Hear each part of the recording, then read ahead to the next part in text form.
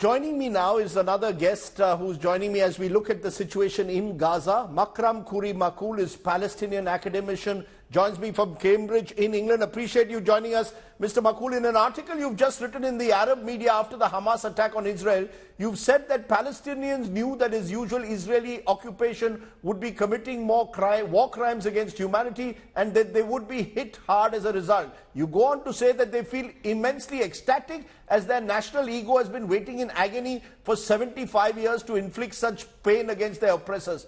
Can you justify in any way the Hamas attack on Israel? Do you really believe that the people of Gaza will support this? And are you claiming that civilian populations who are suffering now will back the actions of what is obviously a terror group? The Hamas has now inflicted self-destructive damage on the people of Gaza.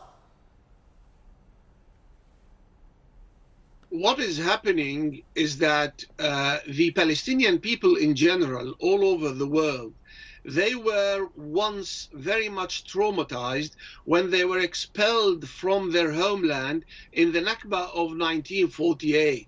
Since then, all Palestinians, they learned a big lesson, in particular those Palestinians who stayed in historical Palestine, when they vowed that they prefer to die rather than to be expelled of their country. What we see now, in fact, is an ongoing Holocaust against the Palestinians in the Gaza Strip.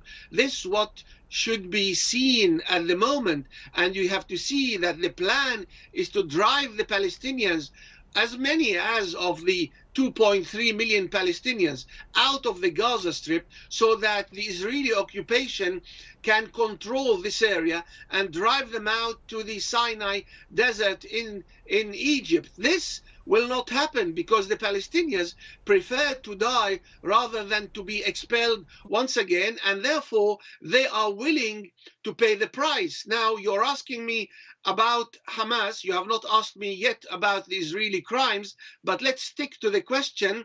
The Palestinians in general, in 2006, they elected Hamas. As you know, well, first of all, let me just explain. I myself, I am a Palestinian Christian. So in order to clarify, we need to say that the Palestinian political scene is very diverse. There are at least 20 factions and parties, but in the elections of 2006, which were the last elections to be held amongst Palestinians in the 1967 occupied Palestine, Hamas was democratically elected. True that a year later there was a sort of power struggle between them and between Fatah, but who elected Hamas? Many Palestinian people elected Hamas. Now, whether they agree with the method or not, this doesn't mean really much. What it means is that Hamas now is in charge in the Gaza Strip, and given all the onslaughts and the wars and the unbelievably suffering of the Palestinian people, and after being let down by all the world not to be given their own state, they found out that military struggle is the option, and this is what they are doing now. No, sir, but this is not a military struggle. Let's not justify terrorism. This is terrorism, sir. And the fact is, this attack, if anything, harms the Palestinian cause. What you've given is given Mr. Netanyahu and the hardliners, even they will pursue their plans more aggressively, with the bombings that are going on, but in the long run, possibly with sending more settlers and taking over the West Bank. So how has Hamas served the cause of the Palestinians that you talk about, sir? The Netanyahu fascist government does not need any excuse in order to kill, torture, imprison, and impose blockades on any Palestinian area in at least the last 24 years. Remember, he first time entered office as Israeli Prime Minister when he defeated Shimon Peres after the murder of Yitzhak Rabin, the only Israeli leader who wanted to make peace with the Palestinians, who was murdered by an Israeli Jewish radical extremist.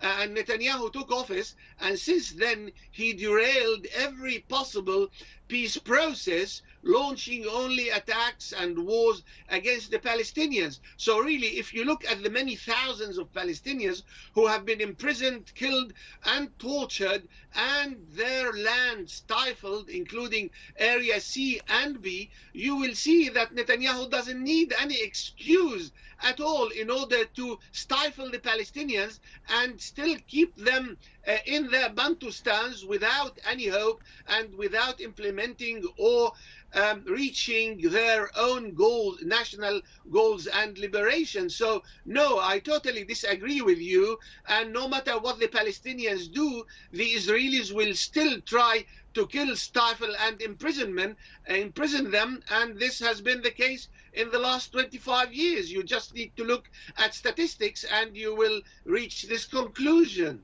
Sir, no one justifies any form of violence, but my question to you in conclusion is simply this. Will you and others condemn the Hamas terror attacks on Israel? Innocent civilians were killed in a barbaric fashion. Do you agree that the first step towards any kind of reconciliation is clear and outright condemnation of what is seen as terrorism of the worst kind? Sir, when was the last time that you called Israeli officials to condemn their continuous crimes since the last 75 years? When was the last time? I am not here in a position to condemn anybody. I am here to analyze the situation. It's me asking you and your government, when was the last time that you condemned Israeli slaughters, killings, torture, and murder of children, of Palestinian children in all of Palestine? When was the last time that you did so? So before you preach to us to condemn anybody, I'd like to ask you, as part of the international community, when was the last time that you tried to curb Israel's murders and crimes against the Palestinian people?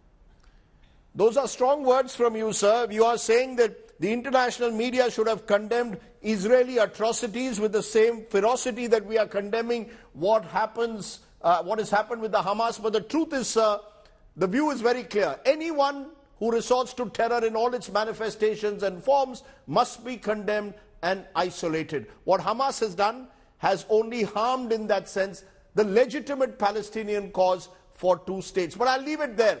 I appreciate you joining me there from Cambridge, and I will continue to read your articles